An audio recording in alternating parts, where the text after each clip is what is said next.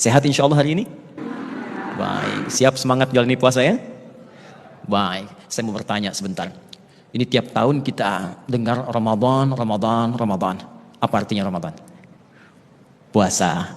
Apa artinya puasa? Ramadan. Baik, ini yang dikhawatirkan. Jangan-jangan tiap tahun kita dengar Ramadan, tapi kita tidak kenal dengan nama itu. Maka bagian pertama ini, kita akan coba belajar apa yang disebut dengan Ramadan. Apa rahasia di balik nama ini? Sehingga saat mendengar nama itu, yang terngiang di benak kita bukan sekedar puasa, tapi rahasia-rahasia yang dijanjikan oleh Allah dan Rasulnya. Baik, kita mulai dengan pembahasan arti dari kata Ramadan yang disampaikan lewat Al-Quran dan hadis-hadis Nabi SAW. Kita mulai dengan Quran surah kedua Al-Baqarah, mirsa dimanapun Anda berada, ayat 185. Puasa yang kita tunaikan saat ini, waktunya disebut oleh Allah, namanya dengan Ramadan. Syahrul Ramadan alladzi unzila fihi al-Quran. Kata Allah, hei orang-orang beriman, tunaikan puasa itu di bulan Ramadan. Nah, ketika disebutkan bulan Ramadan ini, maka para pakar bahasa Arab menggali maknanya. Kata para pakar, kata Ramadan ini asalnya bermula dari kata Ramadha ditambah alif dan nun di ujungnya. Ramadha secara bahasa artinya panas yang terik membakar. Jadi kalau kita keluar misalnya, atau orang Arab sedang keluar, tiba-tiba merasakan panasnya terik, membakar ke kulit, mereka akan berkata Ramadatis syamsu. Matahari teriknya panas luar biasa. Tapi kalau teriknya bertambah lagi, sampai menghanguskan benda-benda sekitarannya. Ada kertas, hangus, habis, tak tersisa bahkan debunya. Ada benda lain, habis, hangus. Maka dalam bahasa Arab, rubah kalimat Ramadhan dalam bentuk superlatif, sighah mubalaghah. Maka rumusnya tambahkan alif dan nun di ujungnya. Dari Ramadhan menjadi Ramadan. Secara bahasa berarti panas yang sangat terik membakar sampai-sampai menghanguskan semua benda di sekitarnya tak bersisa. Bahkan debunya pun tak nampak. Nah, kenapa bulan saat kita puasa ini dinamakan dengan Ramadan?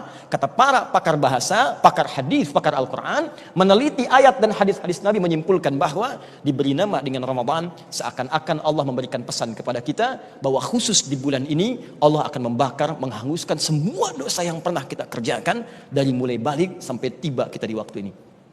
Karena itu orang-orang dulu saat mendengar Ramadan, yang terbayang bukan puasanya, bukan lapar hausnya, yang terbayang dosa saya habis, dosa saya habis, dosa saya habis.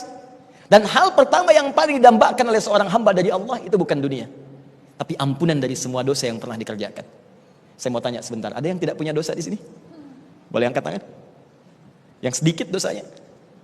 Yang banyak? Ada yang saking banyaknya nggak bisa angkat gitu ya. Baik. Nah, ini yang paling aneh, sudah banyak dosa, cita-cita masuk surga. Ya? Ada yang mau masuk surga di sini? Mau yang surga Firdaus angkat tangan? Yang ingin bersama Nabi? Tuh, makin aneh kan? Nah, dosa banyak, masuk surga, pengen sama Nabi kan? Nah, maka kita harus punya rumus bagaimana menggugurkan semua dosa ini, karena rumus surga terkait dengan pahala.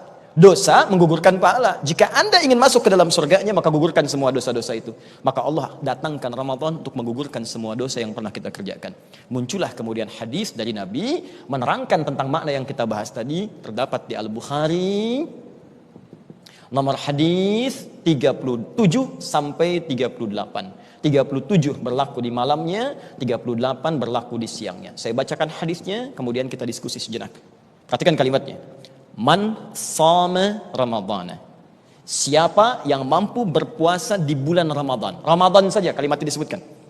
Imanan wa ihtisaban, dia lakukan karena Allah dan dia berusaha beramal saleh di dalamnya.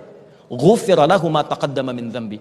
Maka Allah berikan anugerah pertama kepadanya, diampuni semua dosa-dosa yang pernah ia kerjakan selama hidupnya. Itulah Ramadan. Paham sampai di sini? Baik. Tingkatkan iman dan takwa.